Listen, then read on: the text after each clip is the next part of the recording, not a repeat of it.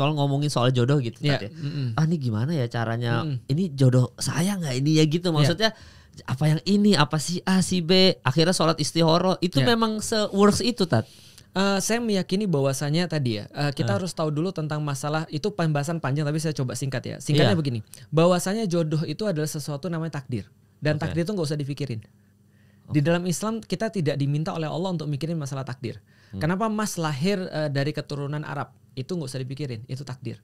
Itu namanya takdir tuh nasib. Nah salah satunya adalah rizki. Rizki kita tuh juga nggak usah dipikirin. Yang kita pikirin adalah gimana cari rizkinya. Tapi jangan pernah mikirin rizkinya. Rizki itu sudah di tangan Allah. Contoh misalnya, kalau ada orang bilang, saya ini rizkinya dapat miliaran atau dapat jutaan, itu salah. Karena kita lagi mikirin takdir. Sedangkan takdir itu sudah ditentukan dan gak usah dipikirin. Tapi pertanyaan yang benar adalah gimana caranya agar saya bisa dapat miliaran?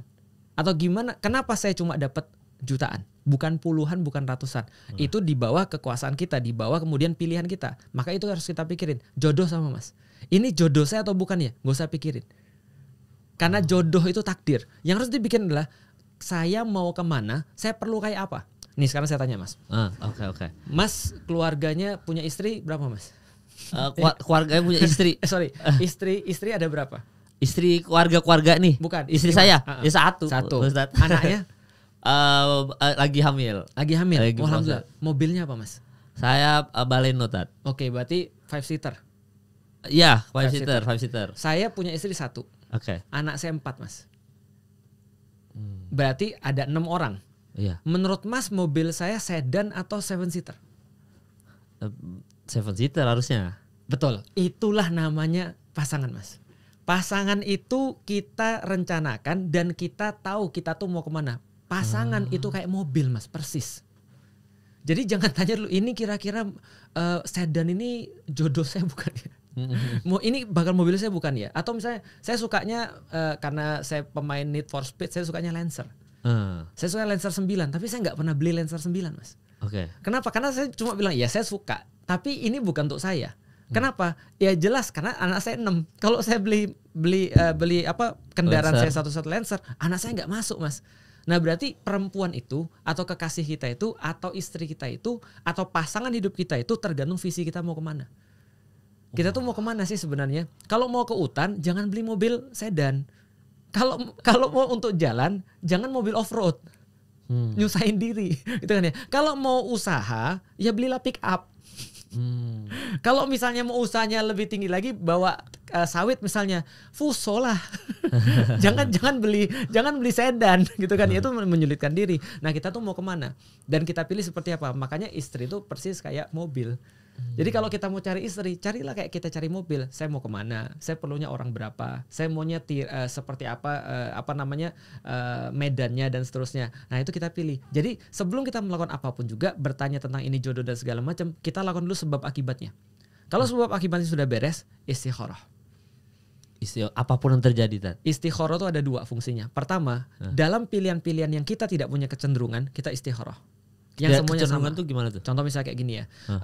Besok hari Jumat kita sholat Jumat atau tidak istikharah, itu salah. Karena itu udah nggak ada istikharah dalam kewajiban. Udah ya. Nah contohnya lagi, dalam mencari jodoh ada 4 kata Rasulullah. Yang pertama adalah wajahnya, yang kedua adalah hartanya, yang ketiga adalah nasabnya, yang keempat adalah agamanya. Maka pilihlah karena agamanya kata Rasulullah. Tapi ada 4 kriteria ini. Ternyata sama-sama ganteng Mas. Ini cewek ini nyari jodoh sama-sama ganteng, sama-sama agamis, agamanya bagus, sama-sama kaya, sama-sama punya nasab bagus. Cuman satu orang ini kekayaannya misalnya 2 kali lipat daripada yang lain, bukan sama-sama. Ya udah pilihlah yang lebih kaya. Nah itu artinya nggak perlu istikharah. Tapi kalau 4-4-nya sama, istikharah. Dan dia nggak punya kecenderungan istikharah. Yang mana ya? Nah kira-kira dia nanti setelah istikharah dia akan cenderung. Itu fungsi pertama istikharah. Fungsi kedua istikharah adalah meminta kepada Allah kemudahan untuk sesuatu yang sudah kita putuskan. Oke. Itu istikharah. Ya Allah, ini yang sudah saya pilih ya Allah, buat yang lancar ya Allah. Mudahkan ya Allah. Nah, itu istikharah, melibatkan Allah dalam pilihan kita. Jadi ada 2. Jadi kalau bingung nih, benar-benar bingung nggak ada kecenderungan, istikharah. Sudah milih istikharah nggak ada masalah. Tapi kalau di tengah perjalanan udah istikharah, misalkan ada yang bercerai Tat. Ya. Itu berarti terus ketemu sama perempuan atau laki-laki yang lain dan ternyata itu lebih long lasting. Berarti yang awal ini salah jodoh gitu. Jodohnya udah selesai. Oh, Itu maksudnya jodohmu dan jodohmu udah selesai ketika kamu bercerai sama dia. ada begitu Tat? Ada. Jadi jodoh itu, takdir itu adalah milik Allah. Maka kita nggak usah mikirin. Berarti kata orang, Ustadz kalau memang itu jodoh dia, kenapa dia bercerai sama orang itu? Berarti jodohnya sudah sampai di situ. Sudah selesai sampai di situ. Dan dia harus berjodoh lagi dengan orang lain, bisa jadi. Oh bisa begitu Tat? Bisa begitu, makanya nggak usah dipikirin. Pelajaran takdir itu paling memang agak mumet. Dan Karena kita nggak usah memang dipikirin. istihoroh aja yang penting ya, berusaha Betul. sebaik-baiknya. Kalau ternyata ini ada yang menyimpang, emang berarti jodohnya sudah selesai. Sudah selesai. Contoh misalnya kayak saya. Sebelum saya menikah, saya tahu pasti saya mau jadi apa. Oke. Maka saya tulis dalam surat khitbah saya kepada istri saya. Misalnya salah satu yang saya tulis adalah siap-siap kamu diduakan demi Allah dan Rasul. Saya nggak tahu saya jadi kayak apa, tapi pengennya saya akan memberikan kajian dan segala macam. Berarti saya nggak di rumah lama dong. Berarti kamu mau nggak sama saya kalau saya nggak di rumah? Nanti kalau kamu punya anak, ajarin dia seperti apa keyakinan bapaknya dan segala macam. Dan saya tulis semua tentang masa depan yang saya inginkan, visi saya seperti apa. Dan saya perlu seorang perempuan kayak kamu, saya bilang. Kenapa? Karena saya nggak bisa untuk nyari perempuan yang harus saya ajarin lagi. Saya harus nyari perempuan yang sudah siap, yang sudah jadi, yang sudah dibina, tinggal dibini. Kalau dibini terus belum dibina, Aduh. nanti kalau nggak bisa dibina, dibinasakan. Astagfirullah. itu guyonan. Nggak usah. siap, Nah, siap. saya cari istri yang sudah siap. Ya, ya. Dalam bahasa saya nyari istri yang diajak lari, bukan yang sore geret-geret lagi. Jadi yang bukan yang nyusahin saya, tapi yang memudahkan saya. Nah, saya urut tuh semuanya. Maka saya minta kamu. Nah, saya minta cuma dua cuma dua yang saya minta dari kamu untuk saya. Pertama, kamu percaya saya. Yang kedua, kamu dukung saya selama dalam dakwah.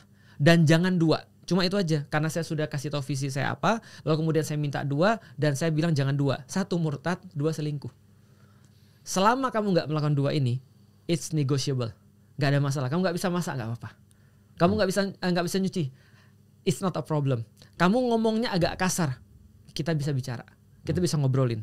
Aku bisa maafin kamu, aku bisa ngajarin kamu. Kamu gak ngerti tentang ini, gak apa-apa, kita cari masalah bareng-bareng. Kamu gak punya rumah, ngontrak, gak apa-apa, kita cari solusinya bareng-bareng. Nah, jadi kita harus tentuin dulu mana yang negotiable dan yang mana yang gak negotiable. Nah, dari mana negotiable dan tidak negotiable itu? Dari visi. Nah, dari kita udah tahu visinya kemana nih. Contoh, visi kita mau ke Turki nih misalnya. Negotiable-nya apa? Naik pesawat atau naik kapal, itu negotiable. Atau naik pesawat merek ini atau merek itu negotiable. Yang nggak negotiable, naik sepeda itu nggak negotiable. Bisa dipahami Mas ya. Jadi kita udah tahu nih, kita nih mau menikah karena apa dan kapan kita harus menghentikan pernikahan, kita juga sudah tahu. Saya juga membimbing banyak orang ketika dia mau pisah. Dan ketika mau pisah saya tanya dulu biasanya, kamu nikah karena apa? Oh, saya nikah tuh karena belum ngerti agama. Ya udahlah ya gitu kan. Terus sekarang saya mau nanya sama kamu, kenapa kamu nggak mau nikah sama dia? Karena dia nggak bisa begini, karena nggak bisa begini. Oke, mana bisa negotiable, mana nggak bisa negotiable dengan visimu yang sekarang. Kadang-kadang ada yang bisa balik lagi.